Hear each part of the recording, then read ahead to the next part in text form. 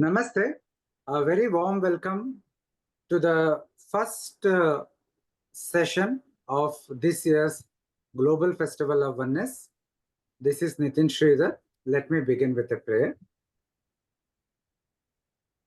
Vakratunda Mahakaya Koti Surya Samaprabha Nirvignam Kurume Deva Sarvakaryeshu Sarvada Agajanana Padmarkam Gajananam Harnisham Anekadantam Bhaktanam Ekadantam Upasmahe Jayanti Mangala Kali Bhatrakali Kapalini Durga Kshama Shiva Dhatri Swaha Swadha Namostute Ishvaro Guru Ratmeti Murti Veda Vibhagine Vyomavad Vyapta Dehaya Shri Dakshina Murtaye Namaha Sadashiva Samarambham Shankaracharya Madhyamam Asmadacharya Paryantam Vande Guru Paramparam Shri Gurubhyo Namaha Hari Om.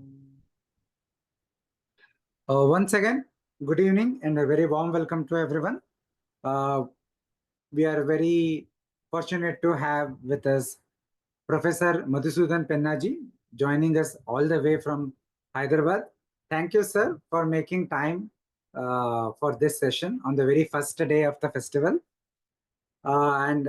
Professor Penna ji will be speaking on the topic Advaitic Vision, a solution for all conflicts, a very interesting topic about how Bhagavad Pada's teachings are relevant today, can help in addressing various conflicts that we are all facing. Just a brief introduction. Professor Penna Madhusudan ji is presently the Director of Sanskrit Academy, Hyderabad. Previously, he was the Dean of Faculty of Indian Philosophy at Kavikula Guru Kalidasa Samskrita University at Ramtek, Maharashtra. He has studied Darshana Shastra and has written around 45 books, including 3 Samskrita Mahavakyas and 10 Laghuvakyas. He has translated about 15 books into English and Telugu. He has received 17 awards and honors, including the prestigious Sahitya Academy Award in 2018 for his Mahavakya on Gulabrao Maharaj. He has also translated the Marathi Gyaneshwari of Sant Dhyaneshwar into 9,000 Samskrita verses. He is truly a multifaceted scholar and Vidwan, and has been a very big supporter of Advaita Academy for many years now. We are very fortunate to have you among us, sir. Please go ahead and start your session.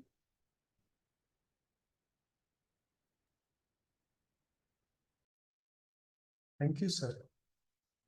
Shruti Smriti Purananam Alayam Karunalayam Namami Bhagavatpada Shankaram Lokashankaram Ishvaro Guru Ratmeti Murtitraya Vibhedine Vyomavad Vyapta Dehaya Dakshinamurtaye Namaha Sadashiva Samarambham Shankaracharya Madhyamam Asmadacharya Paryantam Vande Guru Paramparam Shri Gurubhyo Namaha Harihi Om.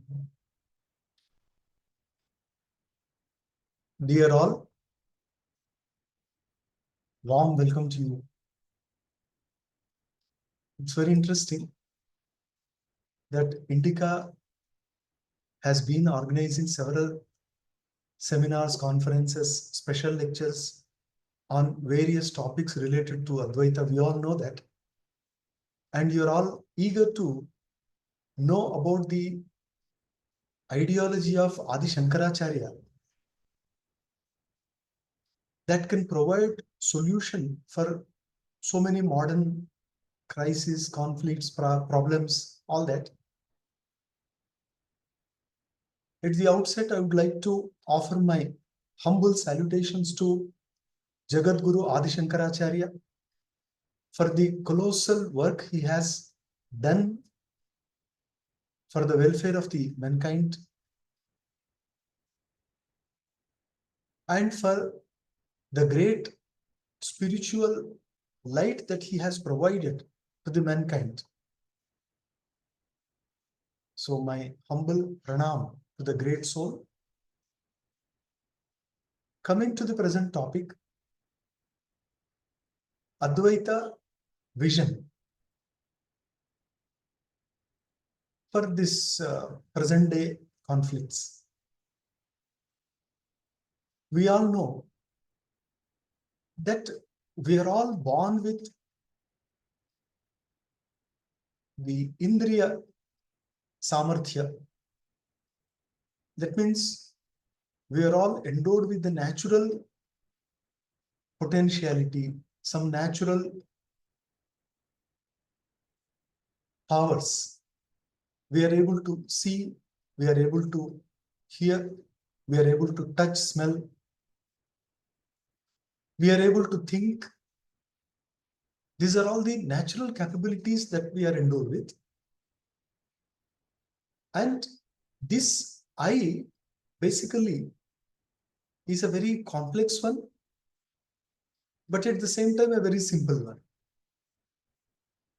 I related to the body, I related to the mind, I related to the ego.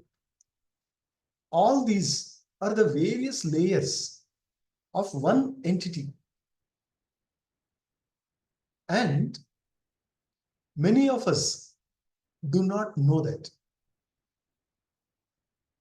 And the nature, which is called the Prakriti in Advaita philosophy, is so powerful that it attracts, it pulls down, and it itself provides the solution also. A very typical one. But in the Sankhya philosophy, it is firmly believed that Prakriti is the cause of everything, including creation, sustenance, and dissolution.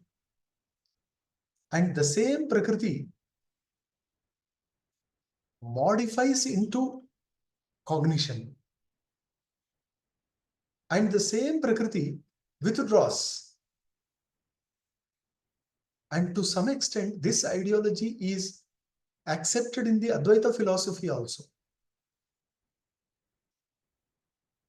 Now, if we just look into the development of philosophical thought in India, we can easily observe that in the Veda Samhita are the original texts of Veda, we find the Advaitic thought. Let us just discuss this. In the Vedic Samhita, Brahmana, Aranyaka, Upanishad, the four branches of the Veda, we find this information in a scattered manner, that in the Samhita, the original mantra texts, we find in the Rigveda 10th mandala the most popular quotation, Ekam Sat Vipra Bahudha Vadanti. And I would like to bring to your kind notice that the Vedas are not explicit. In the Veda, we find such statements in an implicit manner. Therefore, the same statement leads to different interpretations, different understandings. Ekam Sat itself is like an aphorism, like a formula, because that Sat itself is the essence. That's why in the Chandogya Upanishad also, Sanmulaha imah prajaha sad ayatanaha sat pratishtaha, it is stated. Because the Upanishads also observe that it is the Sat that is so complex, so marvelous, and everything. So that particular Sat has been variously understood, interpreted, presented in our Indian philosophy. So that Sat, you may call it existence, reality, being, in the words of Immanuel Kant, being and becoming. So this being is Sat, and Vishwa is the becoming of that. Now these two things baffle us, being and becoming. Adi Shankaracharya focused more on the being of that, while Nyaya, Vaiseshika, Sankhya, all the Dvaita systems, they focused more on the becoming. How the being expresses itself, manifests itself. It's really very interesting yet intriguing. So that Sat, it is Ekam. Now, what is the right connotation of this Ekam? How to understand that? Is it simply one? That means, can we refer to that reality in numbers? When we say one book, we want to say that there is a possibility of many books, but now in the present context, it is one. So that particular number distinguishes that from other, which are possible. But when we say Ekam Sat, does it really distinguish some reality from other? How many realities are there? This is the problem. Now, Adi Shankaracharya, continuing the sacred tradition of his predecessors, explained this in terms of Kevala Advaita, pure absolute monism, which actually denies the possibility of other entities as real. So when you say Ekam Sat, you say that Ekam Sat, that means one is absolute reality. Now, what is that? When we think of this, what should it be? How should it be? And what about all the other phenomena? Here, we understand that as a man, when I look around, I can easily glean this, that there is a universe around, I'm a part of that, and there's some energy, some consciousness is flowing through the body. Then somebody must have created both of these. In this manner, we can easily get to three realities. But the problem is the Veda is saying Ekam Sat. And now we have come to three realities. When the same problem occurred long ago, the ancient scholars had come to a kind of philosophical conclusion that the Vedic texts, the later text, should be properly synchronized. There should be a proper synthesis among the statements of all these texts so that you can easily understand that there is a clear single import of all these sacred texts. And after the Vedic Samhita, when we come to the Brahmana Aranyaka Upanishads, the Brahmana and Aranyaka texts do talk about such reality, but since the Brahmana texts are commentaries on the Samhita, they focus more on the explanation of the same, rituals, other statements of the Samhita. But there are some other texts, very sacred, and they are actually the quintessence of Vedanta. They are the Upanishads. And in the Upanishads, we find the same Advaita ideology, which Adi Shankaracharya believes is the summum bonum of all the sacred texts. What is that? Brahma. But now when we compare with the other, we find that in the Samhita text we come across Agni, Indra, Varuna, Prajapati, Ushas, Yama, so many gods. And Brahma, there is no Brahma Sukta. Purusha Sukta is there. And when we refer to the Upanishadic texts, we come across this Brahma. And all the Upanishadic texts deal with this Brahma. And Shankaracharya has picked up this Brahman as the quintessential part of the Upanishads. And he has connected all these with the help of Brahma Sutra and Bhagavad Gita. So thus, the sacred tradition of Advaita has come down to us. And it has been summarized in one of the shlokas of Adi Shankara as Shlokardhena Pravakshami Yaduktam Grantha Kotibhihi Brahma Satyam Jagan Mithya Jivo Brahmaiva Na Paraha. Actually, the last hemistich of this shloka, the last line of the shloka, it encompasses the entire philosophy of the Advaita. Brahma Satyam, the cosmic reality, that is the consciousness, the absolute consciousness, is the lone reality. That alone can be called as the reality. Everything else,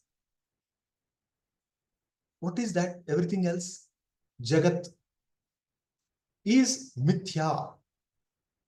And it is a very intelligent theory that mithya has been added to Indian philosophy. Before Shankaracharya also, the ancient acharyas may have used the term, but not in that vast, profound connotation in which Shankaracharya had used that. And that particular term had led to the creation of vast amount of literature in Indian dialectics also. A lot of literature was created. Now, Brahma is reality, Jagat is mithya. Now, people misunderstand these two. They say, if Brahma is Satya, why Shankaracharya calls this Jagat as Asatya? But you can note easily that Shankaracharya is not calling Jagat as Asatya. He uses a different term. He never uses the term Asat because he knows Sat opposite is Asat. But we don't have only two types of existence. If we analyze our day-to-day experience also, we can easily know that only such thing can be called real if it is present in all the three divisions of time. That is Sat. Yat Trikala Abadhitam. Now, Asat is automatically opposite to Sat, therefore Trikala Badhitam.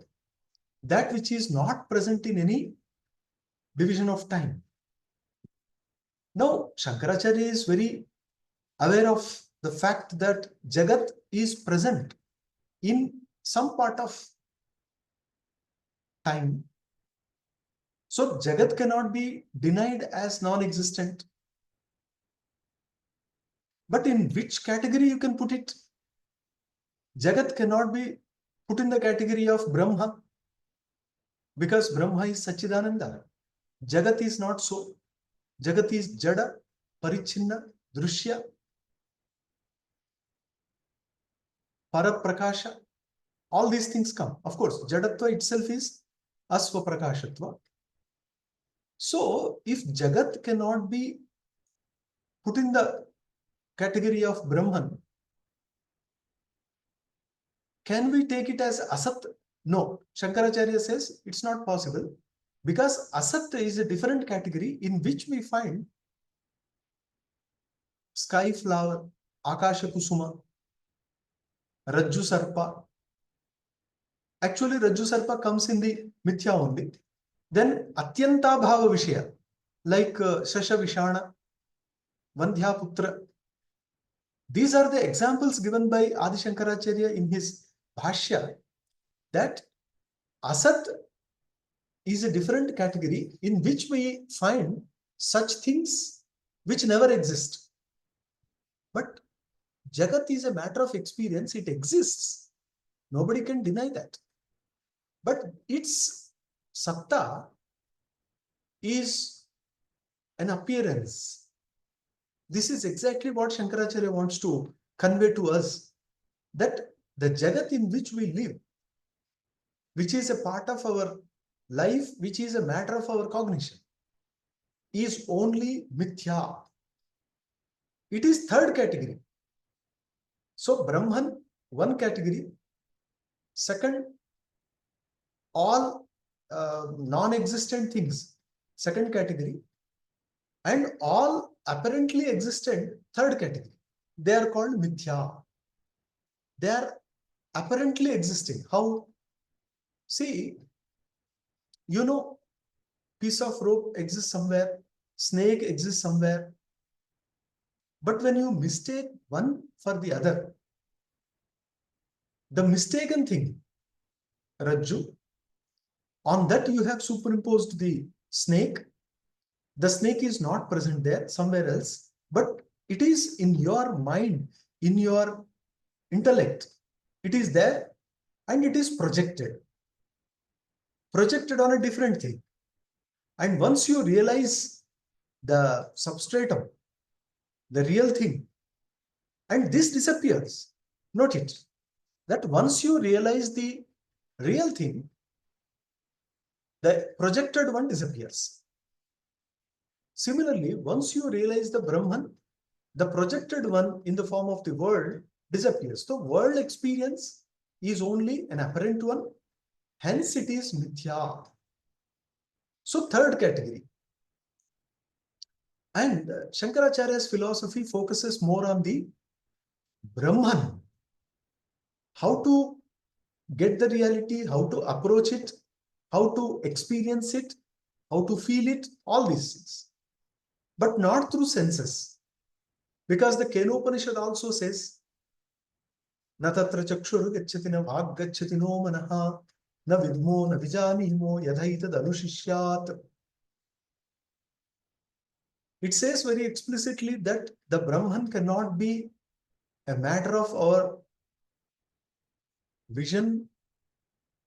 It cannot be grasped with the help of our senses, our mind, our intellect. It is beyond. This is exactly what Bhagavad Gita also explains to us. Indriyebhyah pare hyarthaha, ardhebhyascha param manaha, manasascha para buddhihi, yo buddheha paraha, paratastu saha. So it is actually gradually taking us to that reality which is beyond all this. All what? All the body, senses, mind, intellect and beyond. So there is some reality. And this is exactly what the ancient scriptures wanted us to know, realize, live. But people forgot. It was never established as an independent philosophy. And the credit goes to first Kashakritsnacharya, as per the Brahma Sutra. Avasthiteriti Kashakritsnaha. The Brahma Sutra explains to us. Before that, there is Audulomi Mata and there is Apishali Mata also. So the views of different philosophers were presented. They were there. But Kashakritsnacharya's Bhashya on Prasthanatraya is not available. So we don't know whether Kashakritsnacharya had written a Bhashya on all these. And among the existing texts, we know that Adi Shankaracharya's Prasthanatraya Bhashya is the only existing, most ancient text on the Prasthanatraya. Maybe Tanka, Dramidacharya is said to have written a Bhashya on Prasthanatraya, but not available. Quoted by Bhagavad Ramanujacharya, Yamunacharya in his Siddhitraya. Bhagavad Ramanujacharya also quotes from Brahmanandi, Dramidacharya and all other Vrittikara, Bodhayana. But we don't have any solid text explaining their understanding of the Prasthanatraya. So the credit goes to Adi Shankaracharya. And Adi Shankaracharya grasped the essence of Advaita teaching from his teacher, Govinda Bhagavatpada. He got it from Gaudapada. He got it from his ancestors like Narayana, Vasishtha, then Shuka Maharshi, then Gaudapada, Govinda Bhagavatpada, Shankaracharya, then Sureshwaracharya, Padmapadacharya, then Vachaspuri Mishra, and other till recent times.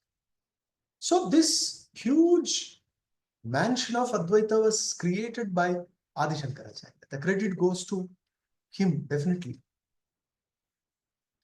And his teachings, as I told you, revolve around some major tenets like Brahma Satyam, Jagan Mithya. And what about Jiva? Jiva should either be presented in the category of Brahma or placed in the category of Jagat. But the problem is Jagat is Jada, Brahma is Chetana, and Jiva is of course Chetana Tattva. Then Jiva should be placed in the category of Brahma. The problem is that Jiva is obviously known as a consciousness with some limitations, while Brahma is the consciousness without any limitations. The Jiva, of course, is limited in time, space, knowledge, abilities, all that. Brahman is above all these. Then how can you place this Jiva in the category of Brahman? For that it is said that Jiva having the limitations is only an apparent one. As such, no Jiva has any limitations. The limitations are creation of matter. This is an important contribution of Shankaracharya, who says that Jiva is a conditioned existence. So Jivatva is only because of the conditions. And the condition is because of avidya. Avidya kshetra muttaresham prasupta tanu vichhinna udaranam. The Yoga Sutra also explains to us that avidya or spiritual ignorance is the root cause of all problems. And if avidya is removed, then you need not do anything. That's why jnane yatnaha nakaraniyaha, ajnana apagame yatnah karaniyaha. This is 13th chapter Bhashya in the Bhagavad Gita. So while explaining that particular subject there, Adi Shankaracharya says that in Advaita system you need not make any effort for the consciousness to manifest. He says the very nature of the consciousness is to manifest itself. This is exactly what the Kashmira Shaiva philosophy says. Prakasha Vimarsha. The Prakasha is Swaprakasha and Vimarsha is self-reference. Both are there. Aham Brahmasmi is a kind of Vimarsha only. Now, what all a person can do is removing this wheel of ignorance. Once it is removed, there is the consciousness just with that illumination as always. So what is exactly happening that is presented in the Vedanta Sara also, that Surya Mandala, that is Aneka Yojana Vistirna. But because we close our eyes, or because something is put between our eyes and the sun, we think that today there is no sunlight, there is no sun. But as a matter of fact, the sun is there, only the clouds are covering. They cannot cover the sun because sun is 15 crore kilometers from the earth. So they cannot cover it, but they can cover our eyes.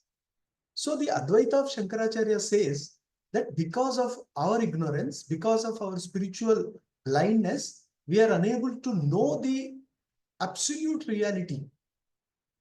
And a person may ask, what is the use of that?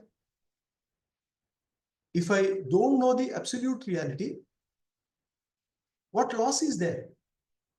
Adi Shankaracharya says that knowing the absolute reality means becoming the absolute reality. This is the greater contribution of Shankaracharya to the mankind, that it says, if you get exposed to that reality, then you merge, you become one with the reality, then all the limitations are gone. And all the people are living in limitations, mostly psychological. Other limitations are inevitable, but psychological limitations are there. And now we come to the crux of the problem, that is conflicts and Advaita vision as solution.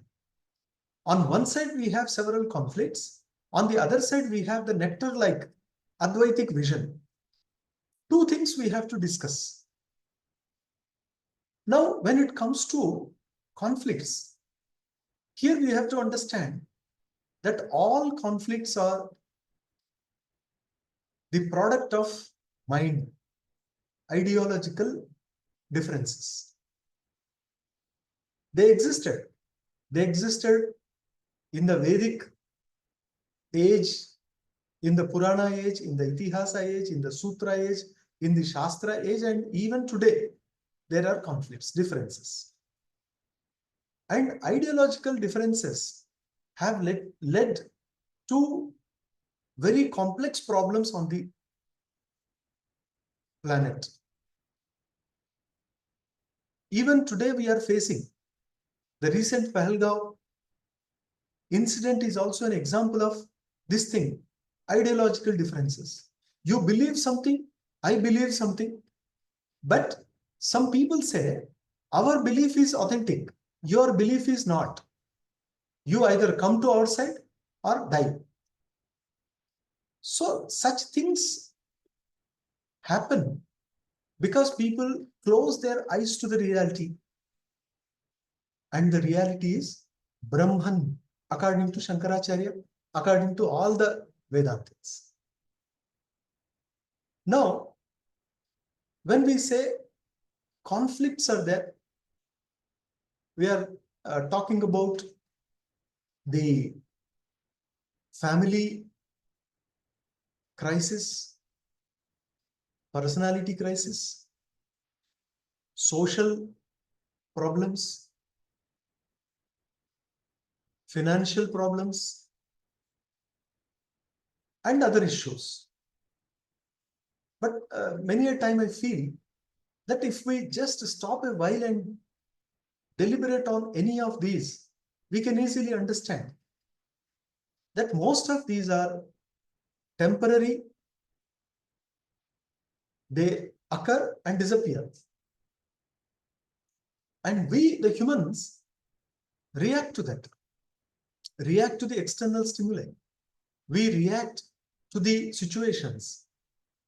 And it is temporary, but the result is very strong. Suppose in a family,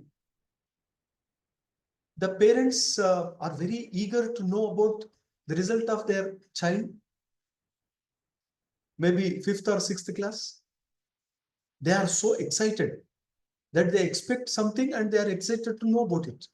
But unfortunately, due to some other reasons, the child comes with the result, which is not the expected one. Now the parents in an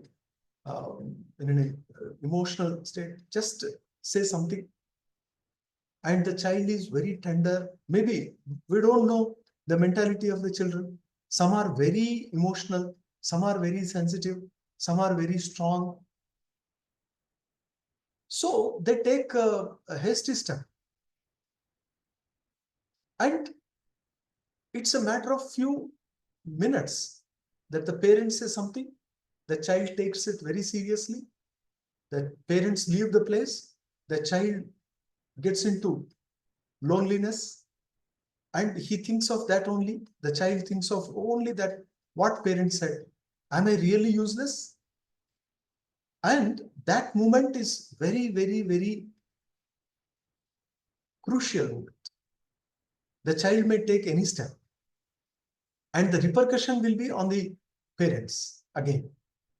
Similarly, in other instances also, we can easily understand that it is our instant reaction that actually causes several problems. Let me give an example from the life of Adi Shankaracharya. Adi Shankaracharya was in Benares, holy city. And just imagine, that was 8th or 9th century AD. The Muslim invasion did not take place, and we were all happy. That was the golden age of Gupta, somewhere it is written.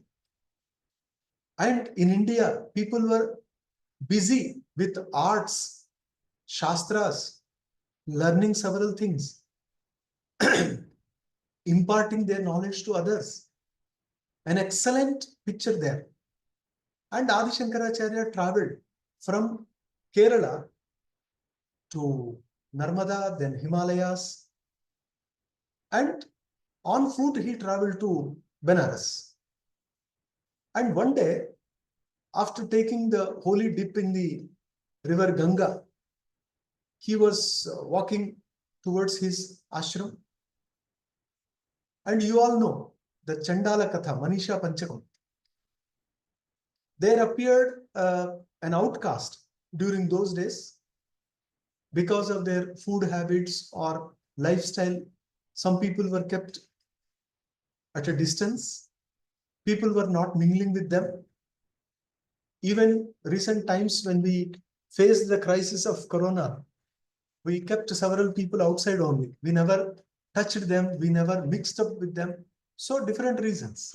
Okay, Adi Shankaracharya saw an outcast of that time, and he stood still. The other disciples understood that the outcast was carrying some liquor in hand. They said, just go away, get lost. And that outcast turned to Adi Shankara and said, sir, somebody said you are a jnani, and I heard that you talk about Advaita,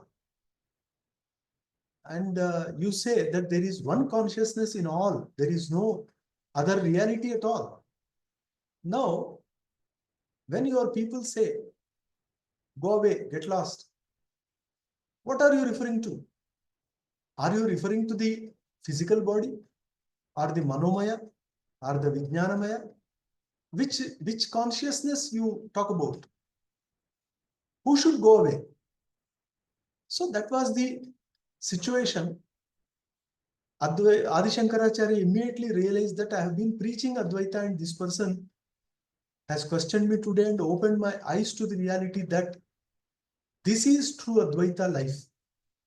Then all the differences were gone, and he immediately prostrated, and extempore he said few Sanskrit shlokas which are now popular as Manisha Panchakam, in which we find Chandalostu, Satu Dvijostu, Gururityesha Manisha Mama.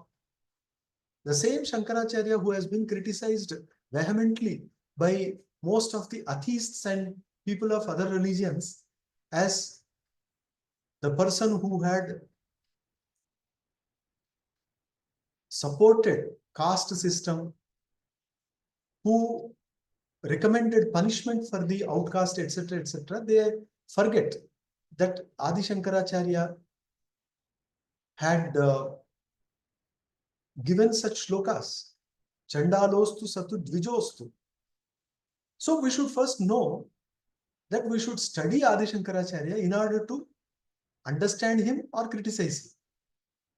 And if we depend on the secondary sources, we miss the heavenly glory that is presented through his Prasthanatraya Bhashya and other Prakarana Grantha also. So this is one incident from which we can easily understand that clashes take place because of several factors. Even Shankaracharya had to face that. Shankaracharya had met several thinkers, several believers who were ready to kill him. But Shankaracharya did not give up his ideology, did not renounce his lifestyle, did not quit his thought, and he was firmly established in the Advaita vision. So, we should first know that Adi Shankaracharya's firm conviction in one reality as consciousness, as the lone reality, is the most important solution for all the crises. One thing. You may ask, how can you get rid of physical problems, mental problems, financial problems if you just believe that there is one consciousness? You may ask. But I understand in this manner that as Patanjali Maharshi says in his Yoga Sutra, the root cause of all problems is vritti sarupyam itaratra. That vritti sarupya is nothing but our false identity with all these things. Because of this false identity, we are exposed to all the crises, all the conflicts. What is this false identity? False identity with the body.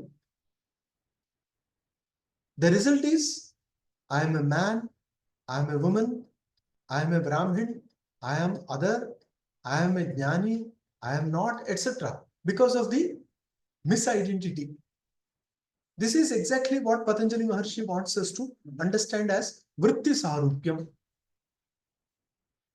This is one.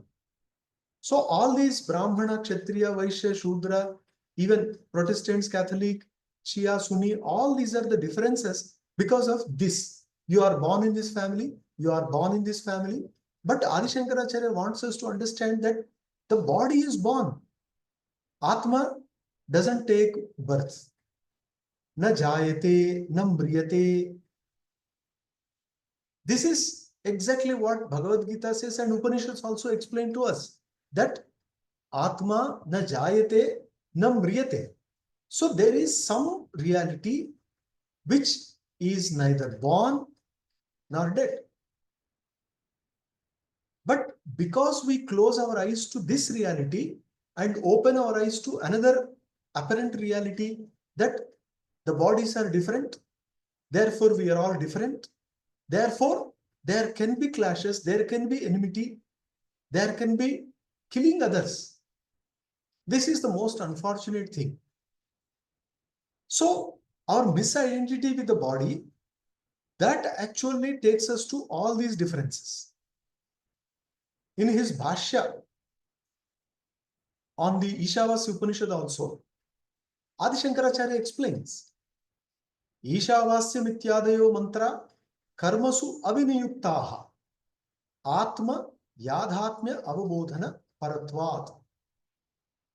He is very clear. He says that Atma is different from this body, mind, intellect, ego.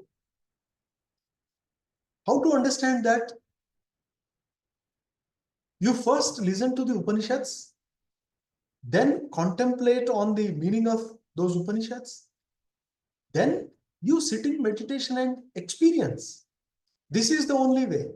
Unless you sit in meditation, you don't get qualified for the Advaitic vision.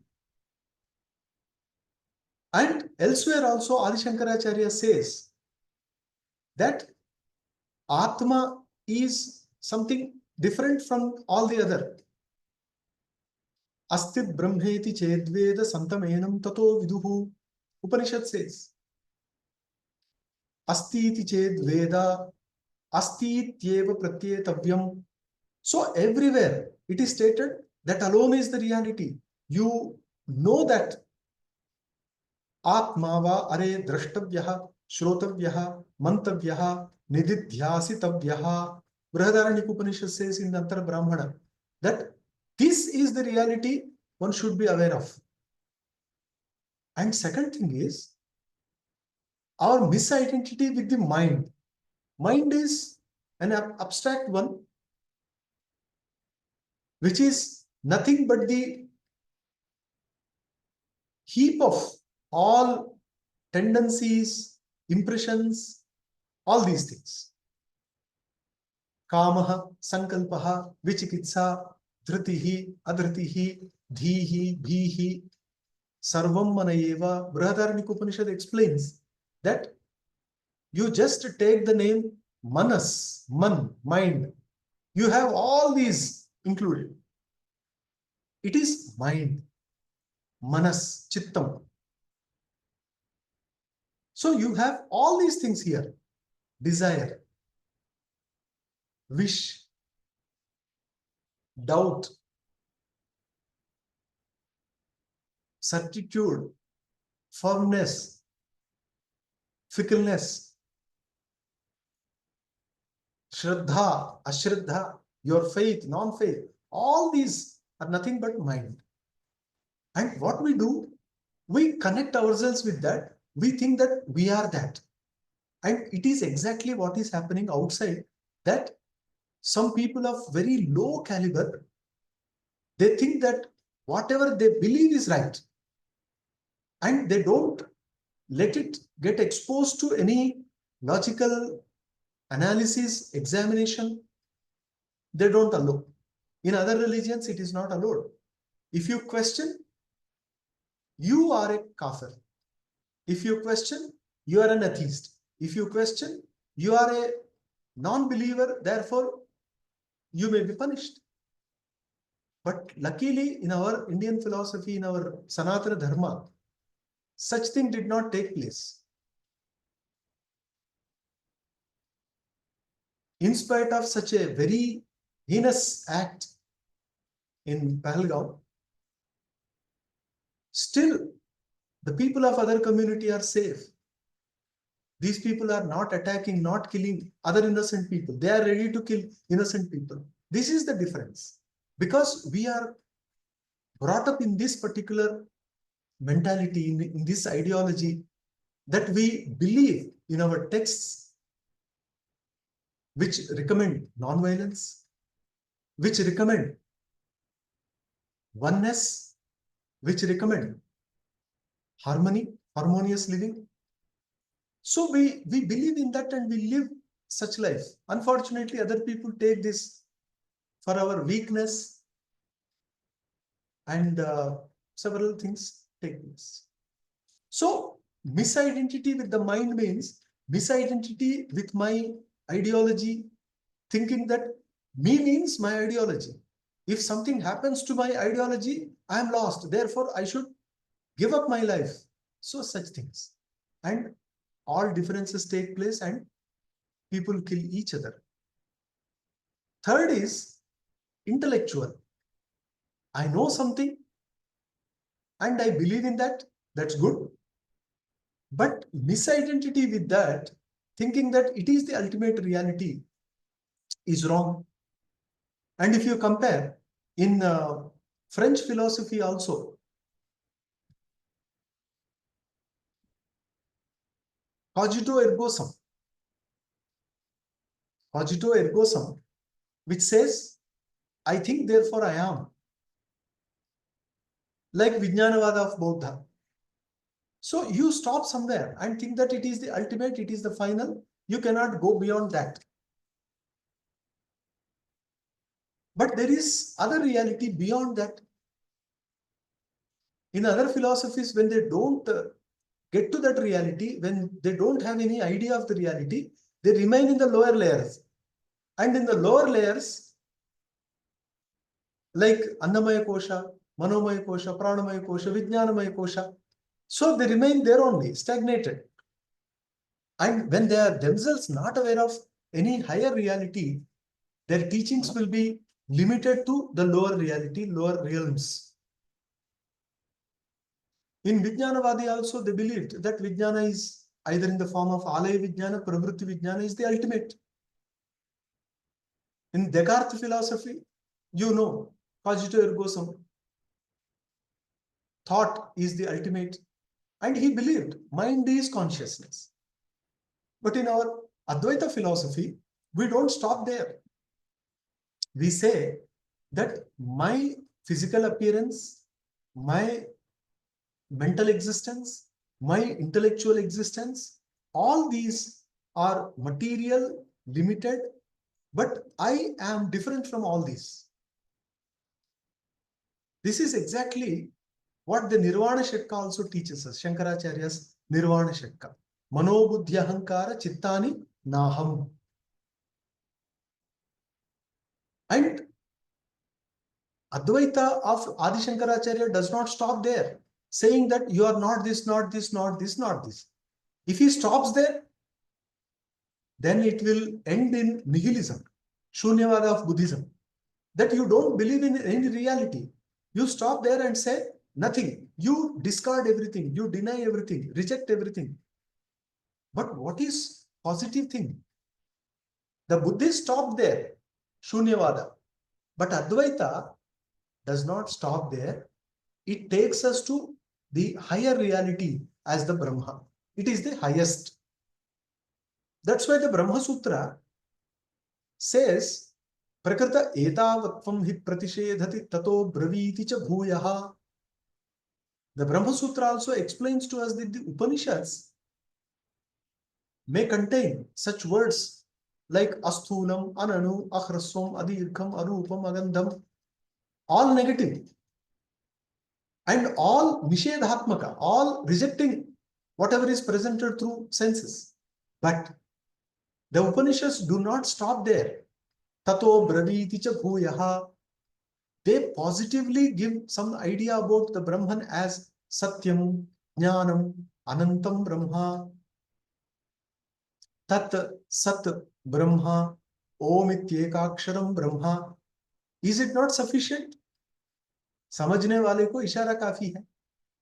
So if the sacred texts are trying to open our vision into some reality that Om iti ekaksharam Brahma, that is sufficient. And Advaita of Shankaracharya, this focuses on this particular one, that all these are limited existences and our real existence is above all these as the Brahman. The other thinkers do not accept, especially in the Vedanta tradition. You have other teachers like Yadava Prakasha. To some extent, he follows Adi Shankara. Bhaskaracharya, quite against. Bhaskaracharya's Dvaita is against Adi Shankaracharya because he doesn't believe in Adi Shankaracharya. He criticizes Adi Shankaracharya. Then we have Bhagavad Ramanujacharya, Visishtadvaita. Then we have Madhvacharya's Dvaita. Then Vallabhacharya's Shuddhadvaita. Then we have Nimbarka and other like Vijnana Bhikshu and other also are there. Even Chaitanya Mahaprabhu, Achintya Bheda Bheda, all these are there. They are all on one side and Adi Shankaracharya on one side because Adi Shankaracharya believes in pure absolute monism while all the other I should say, all the other Vedantins explicitly or implicitly follow Dvaita Dvaita. Madhvacharya, absolute Dvaita. Ramanujacharya, Dvaita Dvaita. Bhaskaracharya, Dvaita Dvaita. Chaitanya Mahaprabhu, Dvaita Dvaita. It is inevitable. But Adi Shankaracharya is very firm. In Taittiriya Upanishad Bhashya, he says very clearly that Mam Bahu Pratipakshinam Atha Tadeva Swastyayanam Mama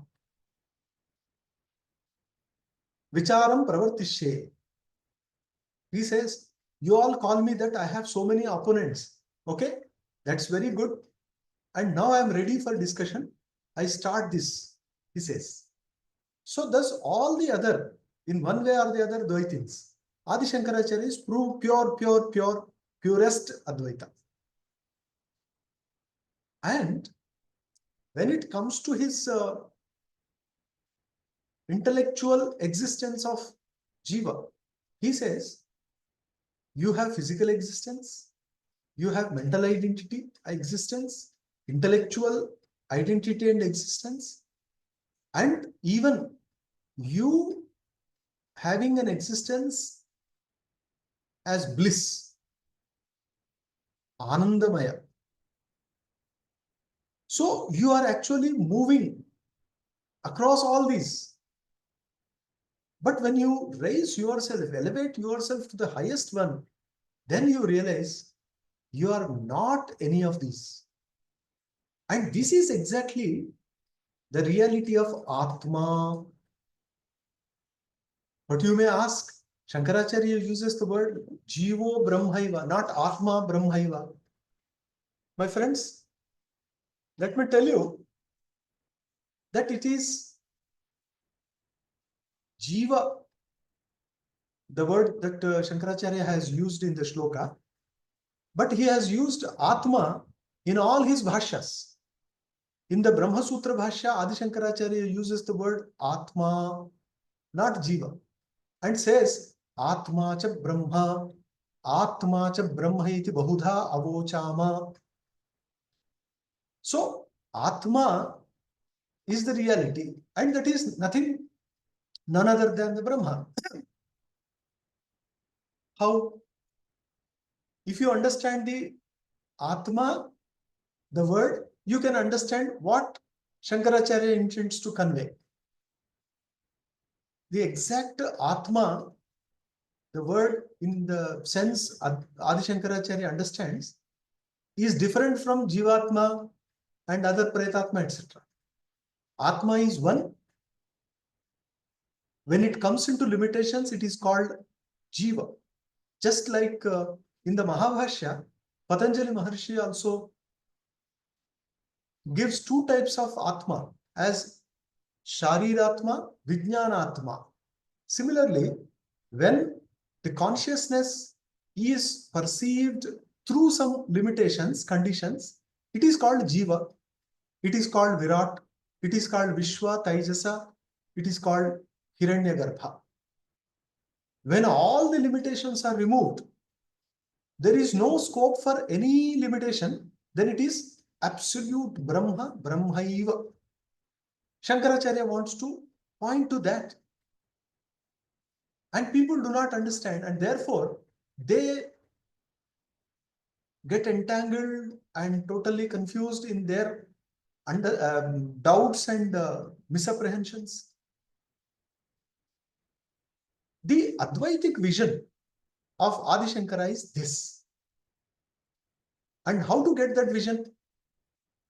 As Kathopanishad says, Na virato duscharitat, na shanto na samahitah, na shanta manaso vapi, prajnanena enamapnuyat.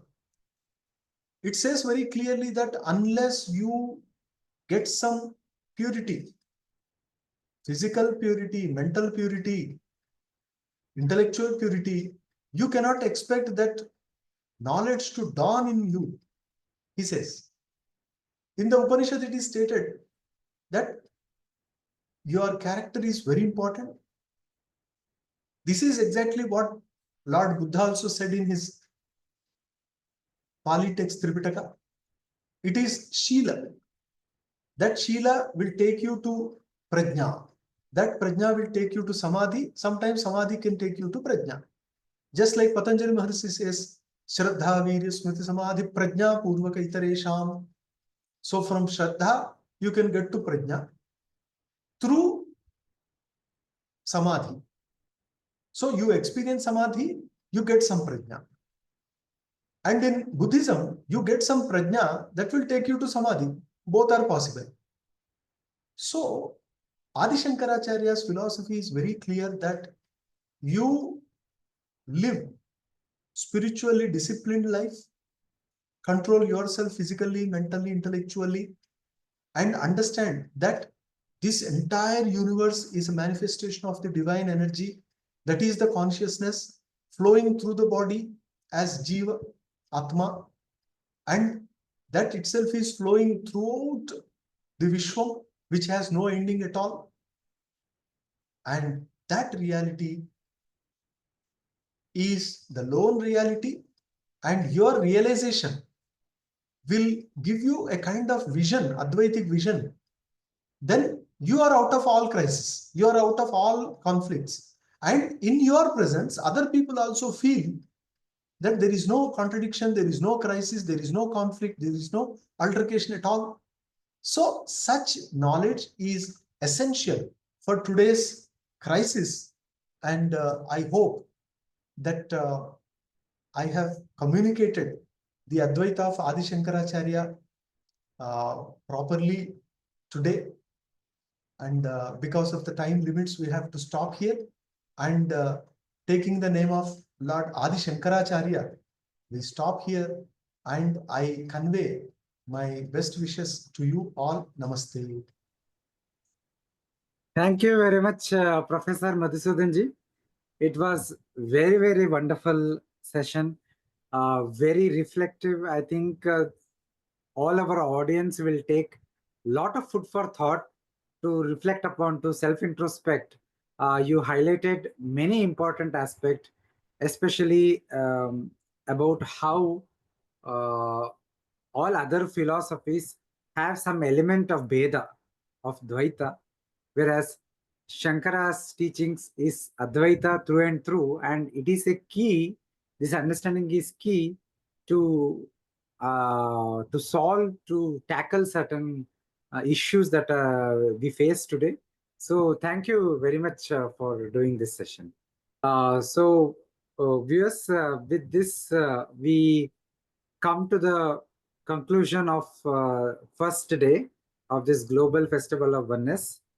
And we thank everybody for all their support, including all the viewers, the teachers, acharyas, and my team, everybody. Do log in tomorrow morning at 7 a.m. Koti, can you show the flyer? Tomorrow being a Saturday, we are running a special talk series every Saturday morning during the festival by Swamini Sadvidyananda Saraswati ji on Shankara Bhagavadpada's Manisha Panchakam. She will be teaching this text over a period of 5 Saturday mornings. Do log in the morning at 7 a.m. Thank you. Shri Guru Bhyo Namaha.